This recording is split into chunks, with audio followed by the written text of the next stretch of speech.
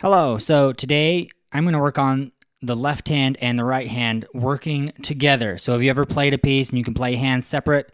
Pretty good, but then when you stick them together, it doesn't work well at all. So I'm going to talk about that case. So the example I'm going to use is this passage from Franz Liszt's Un Sospiro. In the middle, he has this this arpeggiation section where the hands are working together, and there's a scale passage. Both hands playing this scale downward. So I'm going to talk about some strategies here. All right, so the first little bit, you got this thing.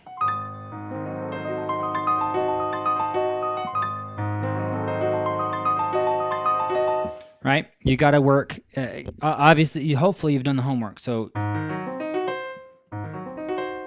right, you've done that. You can get your left hand by itself. You've done the right hand by itself. So you have to think, okay, why aren't they working together? So usually what's going to happen is your dominant hand is going to be stronger, right? And that's just kind of unavoidable.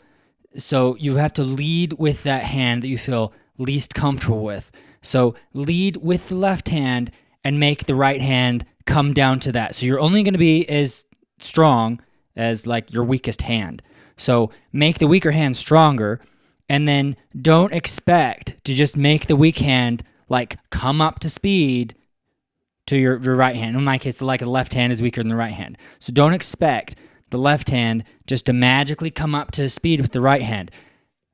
Let your right hand accommodate the left hand. So that's the biggest tip that I give to players that are struggling in this way, is they're often, especially the right hand, because that's what you hear. It's like an aural thing. You hear the top note, and you want everything to just kind of match up to that. So you've got to accommodate your right hand to come down to it. So what I mean by that, you're going to fit your right hand into your left hand. Oh, and I should also say, practice this with as little pedal as possible, probably no pedal, just to get this down. When because you don't want to hide your mistakes from, this pedaling. You want to work out all the technical details, get as much as you can without pedal. So,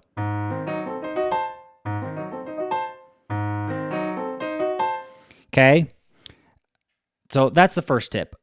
Make the dominant or the stronger hand accommodate the weaker hand. All right. So the next strategy I have is, so you're working on your weaker hand. Take your strong hand, so take your right hand in this case, and you're going to play a figure that looks the exact same shape as what your left hand is. So what I mean by that is your hands are mirror images, right? So you can't just play the same notes. You can't just play the same notes in the right hand because the shape's different. I'm playing my fifth finger down here, third to thumb. That's a very different shape than this. So you've got to create the mirror image of the figure for the right hand. So in this case, because the keyboard is symmetrical around A flat and D, so you've got to translate it so it's actually the same shape in the right hand. So the middle note, A flat, stays the same. Fifth finger, A flat, stays the same. Then we're going to go the top of the two notes here, so the bottom here.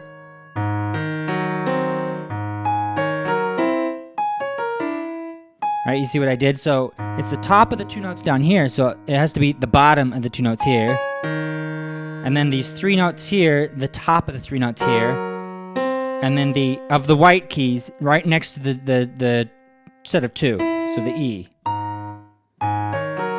It's a very different way of thinking about the keyboard. But the advantage of this is that you can use your strong hand to inform what your weak hand should do. So if you have a particular passage, you're trying to figure out how to make it work for your left hand, and you could probably play it really well in your right hand, well, do it in the right hand and have that inform what the left hand does.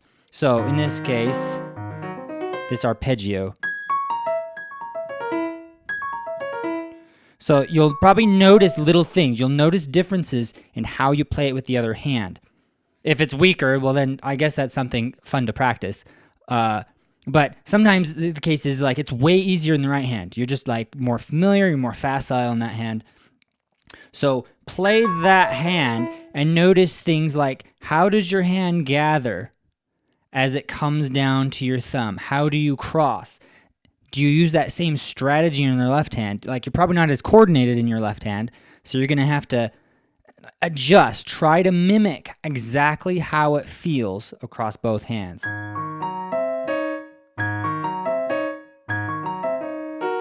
And run into each other, but give yourself some space. So those are two strategies that I use all the time. So the first one is make the non-strong hand, the left hand, like leader, and make the dominant hand follow suit instead of the other way around. And then the other strategy is try to rotate the shape so that it's actually the same shape in the dominant hand. So I hope that helps some of you out, and happy practicing.